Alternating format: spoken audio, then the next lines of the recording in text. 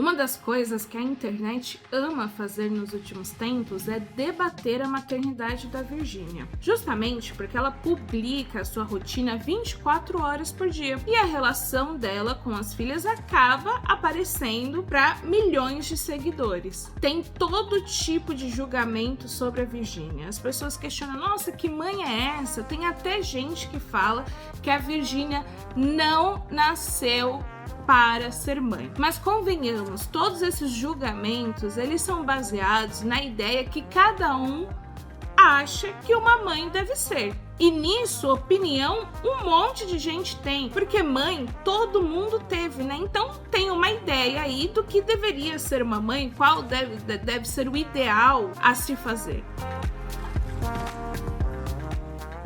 Só que neste ideal tem umas ideias que assim não batem com a realidade. Por exemplo, tem gente que acha que uma mãe deve se dedicar ao filho exclusivamente, que ela não deve trabalhar, que ela deve estar lá cuidando dele porque ninguém melhor que uma mãe para cuidar da criança. Só que essa não é a realidade. A Virgínia, por exemplo, tem babás. Porque o trabalho dela como influenciadora, que é 24 horas, ficar postando a vida dela, e também como empresária e outras atribuições, faz com que ela não possa ficar com a filha 24 horas. E aí, ela tem algumas babás. Tem mãe que deixa o filho na creche, na escolinha, com a avó, com a tia, com a vizinha, enfim, porque essa é a realidade de um monte de mulher que não pode ficar com o filho 24 horas. Muitas delas até gostariam disso, mas não podem porque tem outras responsabilidades. Então tem gente também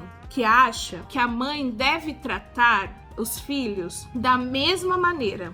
Tratou, fez isso para um, deve fazer para o outro, porque se não fez, ela não ama os filhos de maneira igual. E olha, na hora do vamos ver, muita coisa diferente acontece, e isso tem acontecido com a Virgínia. Tem gente que acha que ela prefere a filha mais velha e não gosta tanto da filha mais nova. E aí fica pegando stories de 10 segundos e juntando e fazendo uma edição para criar toda uma teoria de que a Virgínia não gosta da própria filha. Nisso, e tudo isso que usam para colocar como prova são coisas simples, como assim: ela fez uma festa de mêsversário no mês tal para a filha mais velha e não fez para a filha mais nova. A filha mais velha briga com a filha mais nova, que são coisas que acontecem em toda a família.